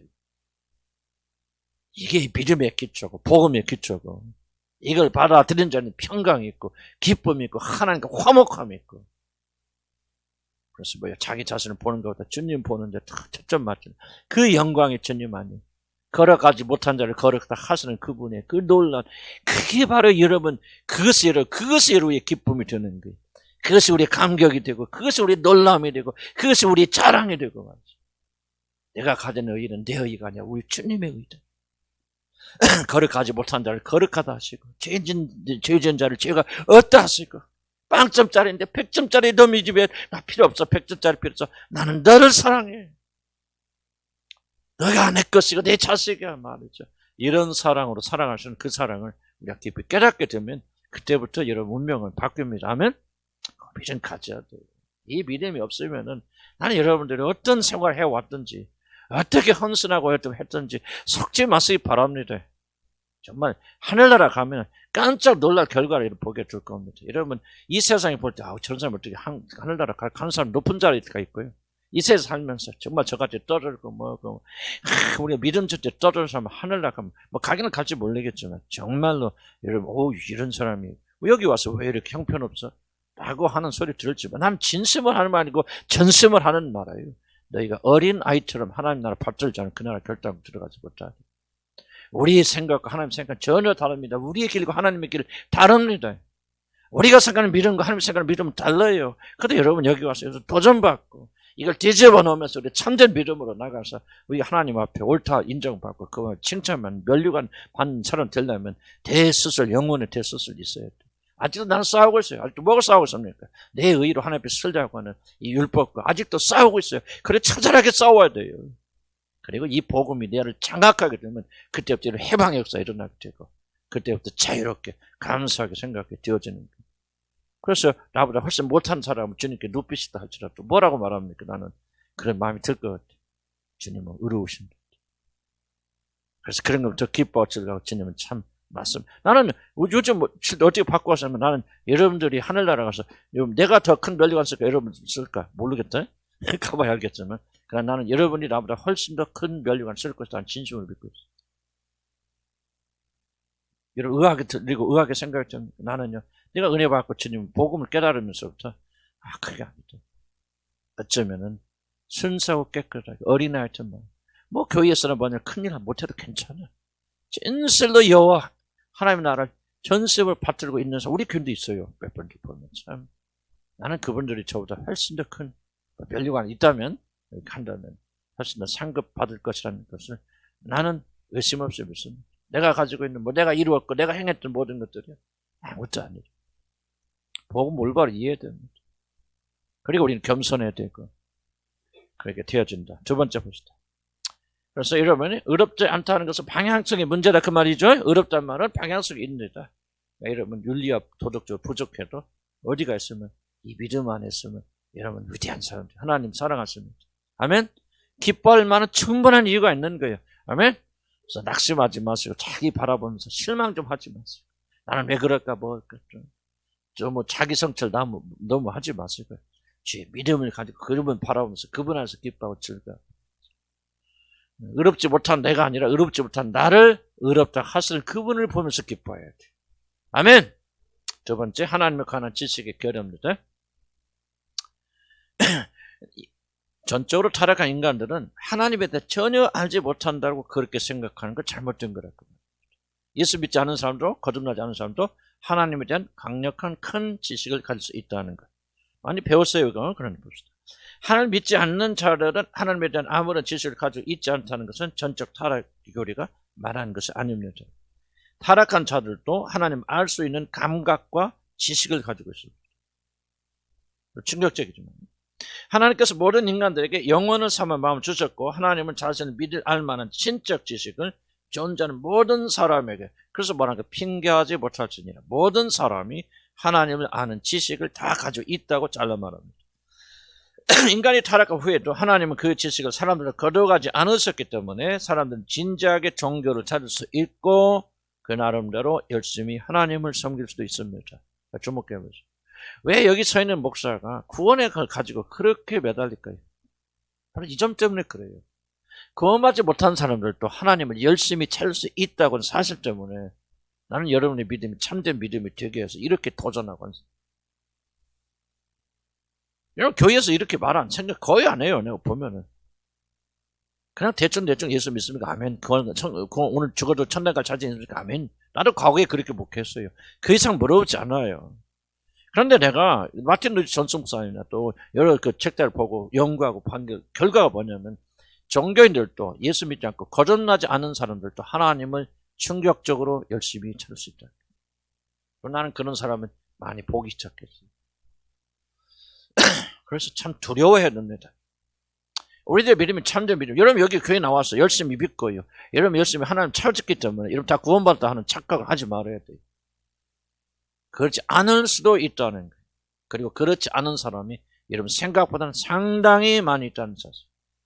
목사를 해서도 선교사를 해서도 그리고 구원의 확신에 충만한 사람이라도 그가 놀랍게도 참된 믿음이 아니라 종교성 때문에 하나님께서 그들의 영혼을 준 하나님을 찾는 그런 선천적 종교의 능력 때문에 하나님을 열심히 섬기는 자, 심지어 순교 당하는 사람들도 있다는 거죠. 여러분 순교 당하는 사람 다 천국 갔다 생각하지 마세요. 잘못된 종교로 순교 당하는 사람이 굉장히 많습니다. 하나님만이 아시는 일이죠. 그래서 우리는 이런 믿음의 도전을 통해서 정말 우리가 이걸 통해서 전적으로 하나님을 의지할 수밖에 없구나. 구원이란 이런 거구나 하는 것을 배워나가면서 우리는 더욱더 겸손해질 수 있다는 그렇게 생각이 되어집니다. 자, 밑에 그래서 이런 사람들이 뭐냐. 전적으로 타락 인간들도 종교적 능력이 남아있기 때문에 많은 사람들이 회개도 하고 하나님 두려워하기도 한다.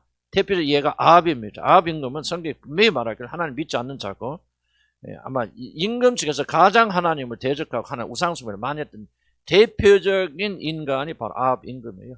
이세벨의 남편, 그 유명한 이세벨 씨의 남편된 분이 아합 왕인데 아합 왕은요 어떤 구절을 보더라도 결코 그가 하나님을 믿는 사람이 아니었던 사실을 아주 명확히 드러나고요. 우상숭배자 그리고 이스라엘을 가장 타락되게 만든 임금이 바로 아합 왕입니다. 그런데 아합 왕이 어떤 일이 일어나는가 한번 보시기 바랍니다. 이스라엘 아합 왕이 범죄해서 하나님께 그에게 경고하시자 아합은 비록 자신에게 임한 재난을 피하기 위한 것이었지만은 하나님 말을 듣고 그 앞에서 겸손히 행하고 회개합니다. 이건 충격적인 얘기입니다. 그래서 아합이 내 앞에서 겸비함을 내가 보느냐? 하나님은 아합의 회개를 보시고 그에게 내리실 벌을 내리지 않으셨습니다. 물론 아합 왕은 하나님을 섬기는 자가 아니었습니다. 그러나 이렇게 악한 왕도 하나님을 두려워하는 종교심을 가졌다는 사실. 왜? 이스라엘에는 종교가 있기 때문에 하나님을 섬기는 종교가 있기 때문에 그 안에서 자라나고 보고 난 아합도 종교심을 가졌죠. 그래서 전적으로 타락한 인간도 하나님을 두려워하는 영적인 가능성을 충분히 가지고 있다는 사실을 보여줍니다. 아합은 하나님을 온전하게 아는 지식은 없었지만은 적어도 하나님을 인정하게 만든, 하나님 존재하는구나. 그리고 하나님 비유를 잘못하면 우리는 벌받아 죽을 수도 있어. 그러니까 죄를 지었다면 회개하고 용서해 주세요. 그렇게 종교적 행위를 하고 회개를 할 수 있었다는 거죠. 인간이 전적으로 타락하였다고 그들이 하나님을 전혀 인식할 수 없거나 전혀 순종할 수 없다는 것은 잘못된 생각입니다. 그렇지 않습니다. 타락된 인간, 구원받지 못한 인간들도 하나님을 인식할 수 있고 인지할 수 있고 하나님을 믿는다고 할 수 있고 회개할 수 있습니다. 우리는 발람에 의해서 더욱더 확실하게 이 사실을 알 수 있습니다. 그는 하나님과 대화할 수 있는 초자연적 능력, 그리고 예언자, 그리고 하나님의 예수 그리스도의 탄생을 예언한 초자연적인 사람이었지만 결코 하나님을 경외하는데 섬기는 믿음의 사람은 아니었습니다. 발람처럼 하나님을 진심으로 믿지 않는 자들도 하나님을 알 수 있으며 하나님의 말에 반응할 수가 있습니다. 이 충격적이에요.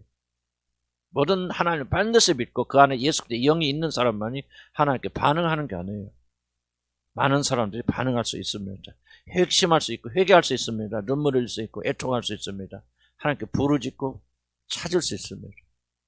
정말 이게 중요해요. 그래서 성경에 말하죠. 구원받은 자 특징이 뭐죠? 끝까지 견디는 자는 구원. 그걸 말하는 고난을 이겨야만 구원받는다 그 말하고 있는 게 아니에요. 믿음이 끝까지 가야만 진짜인지 가짜인지 드러난다. 충격적인 말이죠. 우리가 심각하게 생각해야 돼. 나는 여러분 믿음이 가짜다 그걸 말하려고 하는 의도가 전혀 없어요. 나는 그게 중요한 게 아니고 다만 우리가 참전 믿음이 무엇이에요? 전적 이걸 깨달아야 돼요. 여러분들이 받아들여야 됩니다. 그래서 여러분들이 정말 이래야만이 참된 구원에 대해서 여러분 관심하게 되었습니다. 이런 구원 받으려면요, 여러분 구원에 대한 소망, 여러분이 구원에 대한 가능성, 또 여러분이 구원을 이룰 수 있는 모든 가능성 다 여러분 안에서 부서져야 됩니다. 그래야만 구원 받는다는 것이 아니고 나는 구원의 과정이 바로 그렇게 되어진다고 생각해요. 그래서 전적 타락의 교리는 이 모든 것들 가능성을 다 부셔버립니다. 그래서 그 어디로 인도하냐? 우리는 아무것도 할 수 없기 때문에 오직 주님 한 분만을 바라는 마음.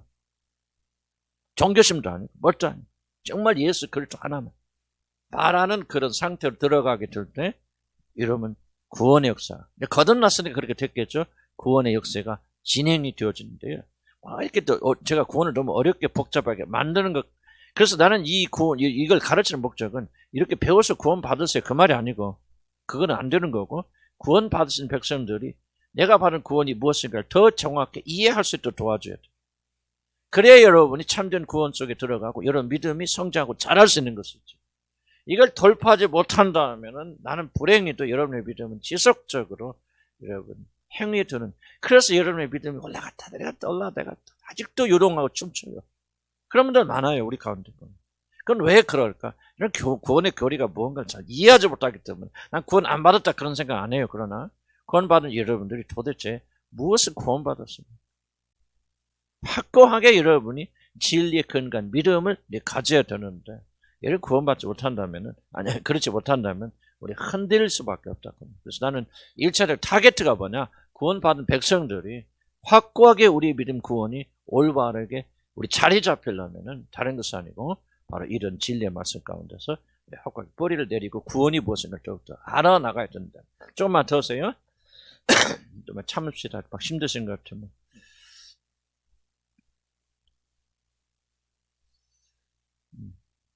그래서 구원받지 못하는 사람들도 그렇게 반응할 수 있다. 그렇다고 해서 이것은 사람이 반드시 우리들 믿는 식으로 하나님을 믿는다는 증거는 아니다. 자, 신적 존재를 인정하고 찾아가는 인간의 종교적인 선천적 능력과 성경이 증하는 창조자 하나님을 진정으로 찾아가는 것, 특히 그리스도를 통하여 회개함으로 하나님을 찾는 일하고는 전혀 다른 일입니다. 아까 오늘 설교 뭐라고 했어요? 하나님을 찾되, 하나님 찾되 누가 찾습니까? 전 세계 사람들 하나님 찾습니다. 하나님 찾지 않는 사람 아무도 없습니다. 근데 성경은 뭐라고 말하고? 누구를 통하여? 그지 오직 예수 그를 통해서만. 자, 그러니까 하나님을 찾는다 하는 것이 반드시 그 사람이 하나님의 백성이라 구원받았다라고 하는 증거가 아니에요. 왜? 모든 인간들이 하나님 찾아가기 때문에. 또 교회에 다닌다고 해서 다 그 사람들이 다 우리가 말하는 그런 식으로 구원받았다는 증거도 아니죠. 왜? 어떻게 하다 보니까 자기가 어렸을 때부터 교회 다녔어. 그러니까 교회 다닌 것이 훨씬 더 편해. 어떻게 보니까 내가 아는 친구들이, 사는 사람들이 교회 다녀. 그래서 다니다 보니까 여러 가지 원인으로 교회 다닐 수 있지 않습니까? 근데 그들이 하나님을 찾다고는 공통적인, 모든 인간들이 가진 공통적 이유 때문에 그들이 다 우리와 똑같은 믿음을 가지고 있다고 생각하니까 안 됩니다. 우리가 같은 믿음은 이거예요. 딱 하나, 예수 그리스도를 통해서 하나님을 향해 나옵니까? 그렇지 않으냐 하는 것은 차이점이 있죠. 자, 그러면 예수님을 통해서 하나님께 나오는 믿음은 어디서 나오냐? 이것이 바로 오직 하나님께서 계시적으로 우리에게 주셔야만이 가능한 믿음입니다. 교회에 오는 것까지 하나님이 안 해요. 교회에 올 수도 있죠. 그리고 교회에 다니면서 하나님 믿을 수 있고, 발람처럼 하나님 찾을 수도 있고, 연할 수도 만날 수도 있지만은, 하나님이 예정하신 사람들에게만 하나님 이 특별한 믿음, 예수 그를 통해서 하나님께서 나오신 이 길을 열어주시는 거예요. 무슨 말 이해하시죠? 만약 이 믿음이 없다면 여러분 어떤 일을 하든 열심을 하든 여러분은 하나님과 관계없는 사람이죠. 나는 지금 계속해서 뭐를 지금 여러분이 실험하고 있느냐? 다른 거 실험하는 거 아니에요. 하나님을 향하는 길은 다, 불교도 하나님께 가는 길이 있습니까? 나는 있다고 생각합니다. 죄송한 표현이지만. 불교의 구원이 있다 그 말 하는 게 아니고, 불교에 다니는 사람들도 자기들이 인식하지 못하지만 결국은 궁극적인 구원을 향해서 나가고, 하나님 향해서 나가고, 모든 종교, 모든 무종교 사람들조차도 결국은 하나님을 향해 나간다고 나는 그렇게 믿어요. 그 하나님을 다른 이름으로 쓸 뿐이지. 그런데 뭐가 다릅니까? 불교와 도교가 다른지 왜 종교에는 구원이 없습니까? 그런 그 하나님 그들에게 예수를 통해서, 구원의 유일인 길은 예수를 통해서 하나님께 나오는 길을 그들에게 계시해 주지 않았고, 우리 기독교 안에만 그 믿음을 계시해 줬기 때문에, 교회 다니는 모든 사람들에게 하나님은 그 믿음을 계시해 준 게 아니에요. 하나님 찾는 모든 자들에게 다 하나님 그 믿음을 계시해 준 것이 아니고, 하나님께 구원하기를 예정한 사람들에게만 하나님께 나가는 길은 예수를 통해서밖에 나갈 길이 없다는 사실을 그 믿음의 확신으로 심어주셔야 되는데, 이 믿음은 뭐야? 구원받을 자들에게만 주시는 하나님의 선물이라는 거죠. 이 믿음이 없다면, 이 믿음을 통하지 않는다면, 여러분 어떤 종교적 체험을 하더라도 여러분은 올바른 구원의 길로 들어간 분들이 아니고, 이런 구원받은 분들이 아니라는 거예요. 내가 이렇게 가르친다고 안 되죠. 그러나 이 말을 하는 것은 이미 구원받은 백성들은 이 말을 잘 기억하면서, 그렇구나, 더욱더 확고하게. 믿음이 도대체 뭐냐. 그래서 모든 믿음은 예수 그리스도와 연결되어 있어요. 믿음을 들으면서 들으면 뭐요? 무슨 말씀을 들음이라? 그리스도의 말씀을 들으면. 모든 말씀 다 그리스도를 통과해야 돼요. 성경이 66권이 왜 전부 다 예수 그리스도를 통해서 말하냐? 이것이 곧 길이기 때문에. 그래서 예수님 말하죠. 내가 곧 길이요 진리요 생명이니 나로 말미암지 않고는 아버지께로 올 자가 없느니라. 내가 뭐라고요? 하나님 아버지께로 나간 유일한 길이다.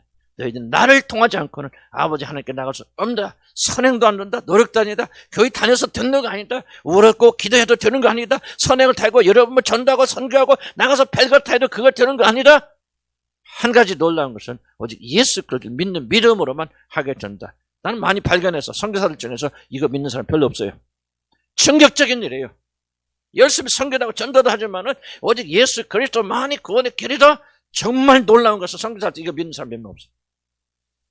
놀라워요. 충격적입니다. 아까도 이 설교하면서 미국에 계신 교회들이 67%인가 뭐 안 믿는다고?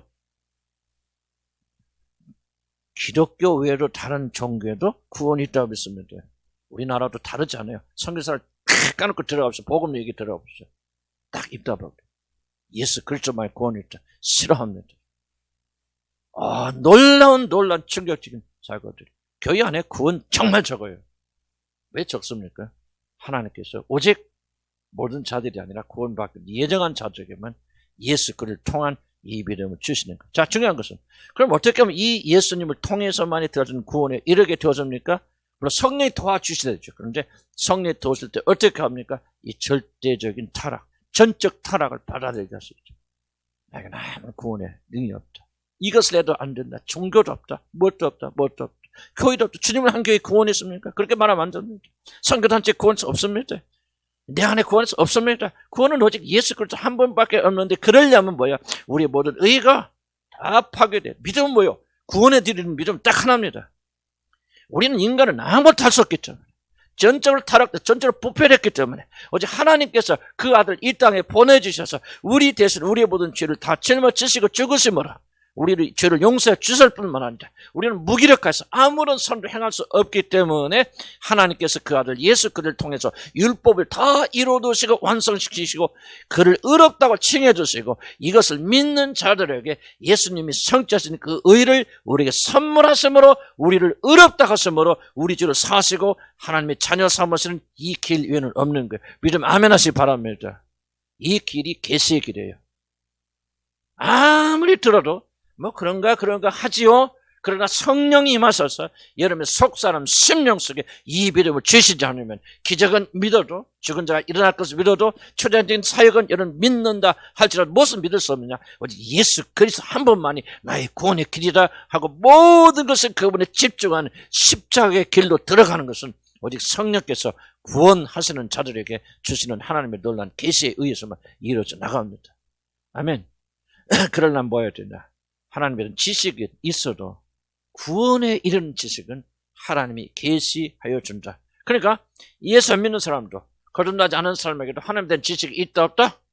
있지만 뭐가 없다? 오직 예수 그리스도에 대한 계시는 하나님의 자녀들에게만 주는 거죠. 그래서 나도 많이 체험했죠. 신비주의 하는데 체험했고 놀라운 기적과 능력하는데 했어요. 근데 뭐가 없어요? 가보니까 예수님에 대한 지식은 부인합니다. 참 놀랍더라고요. 모든 걸 다 이제 하나님이 근데 모든 이제 더 신병이 하나님의 보좌가 왔다 갔다 하고 막 난리 피더라도 오직 무엇은 딱 있다 뭐냐? 예수 그리스도는 있다 말이에요. 놀랍습니다. 가보세요. 신비주의 하는데 운동하는데 가보세요. 그들이 한결같이 입 다무는 게 뭔지 압니까? 예수 그리스도를 통한 구원의 길을 입을 딱 다뭅니다.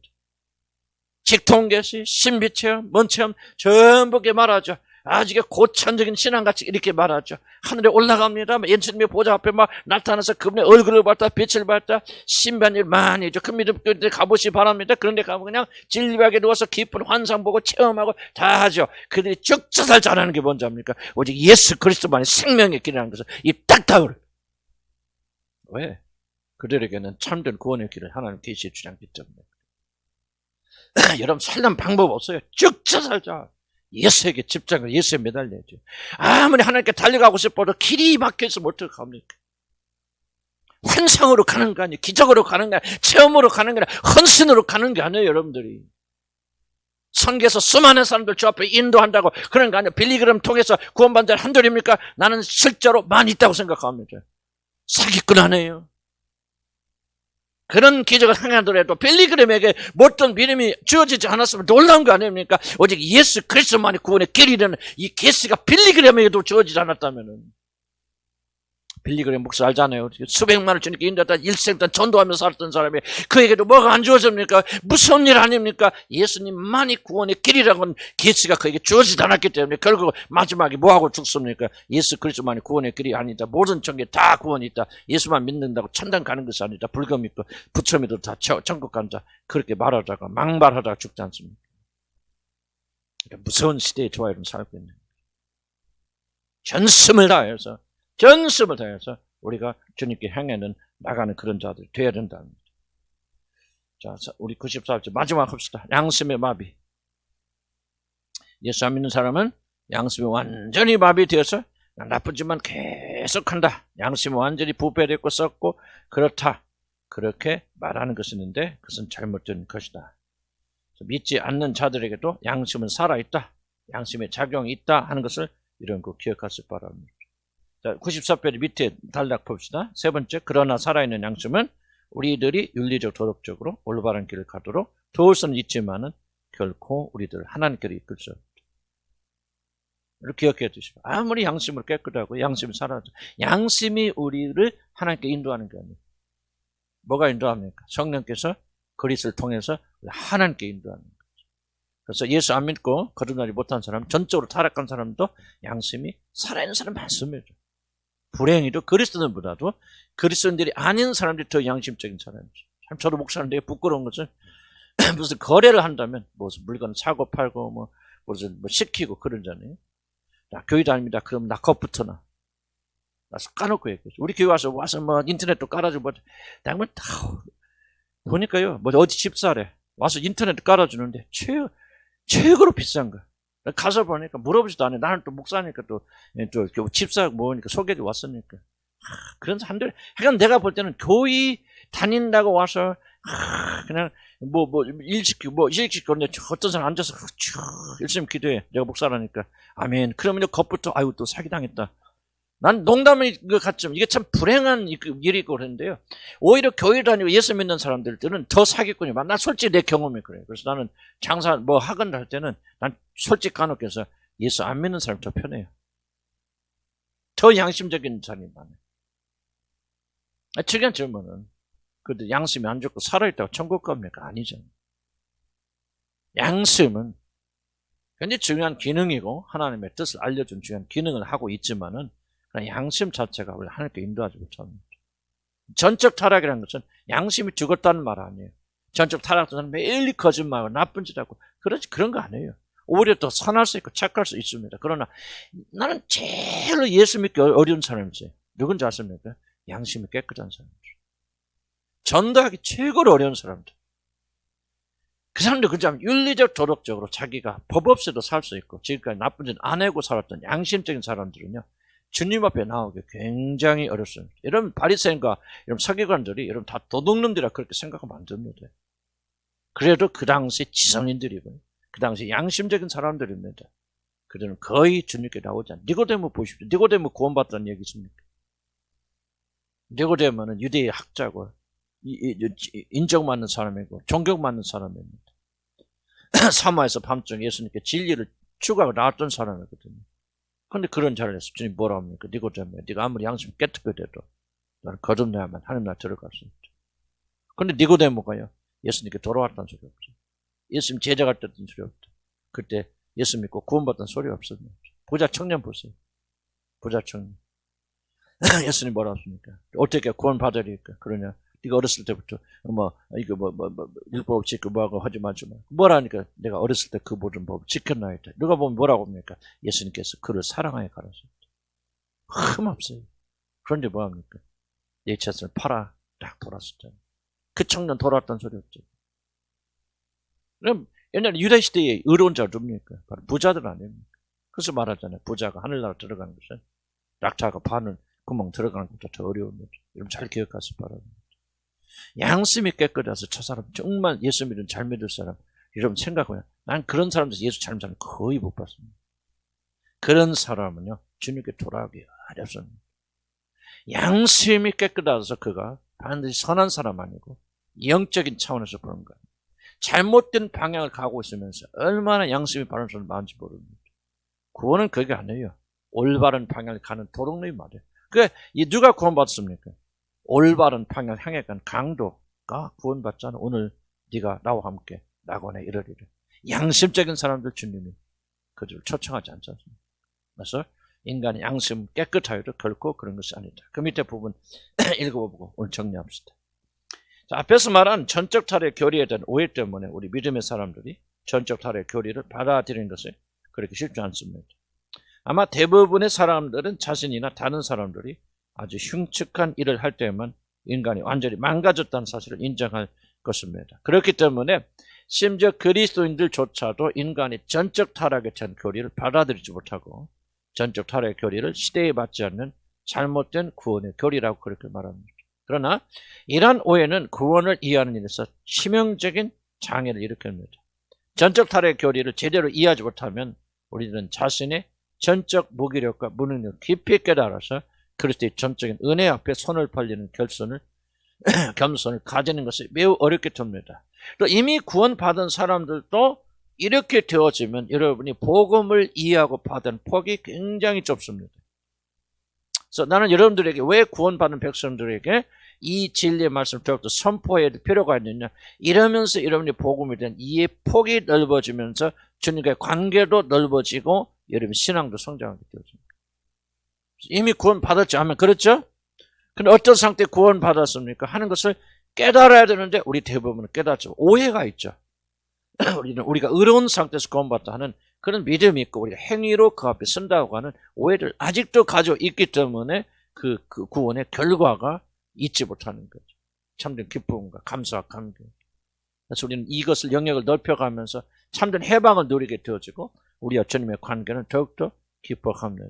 자, 벌써 아까 얘기했지만 다시 한번 예와 들었지만 하나님께서 우리를 보시는 거예요. 관계자 그 말. 여비의 자식보다 훨씬 모자라도 내 자식이니까. 우리 그렇잖아요. 예수님을 향해서 내가 오늘 너를 낳았거든. 그 예수님께만 하신 말이 아니거든요. 예수 그리스도 안에 있는 자들 하나님께서 우리도 낳으신 자들이에요. 영접하는 자, 그 일을 받는 자들에게 믿는 자, 모든 하나님의 자녀가 될 권세를 줬다. 그럼 우리가 누구란가? 하나님의 자녀라는 거죠. 자녀인데 어떻게 자녀요? 의로움이 아니구나. 예수 그리스도의 피를 통해서 예수님을 통해서 나았다. 우리가 하나님 자녀가 되었기 때문에 그렇구나. 하나님이 가지는 의로운 것은 행위의 의가 아니고 관계의 의로구나. 나는 부족하고 모자라도 하나님께서 완벽하게 나를 사랑하시는 거야. 그러니까 뭐야? 1년 생활비 10원만 내도 되는구나. 응? 아까 그 아이처럼.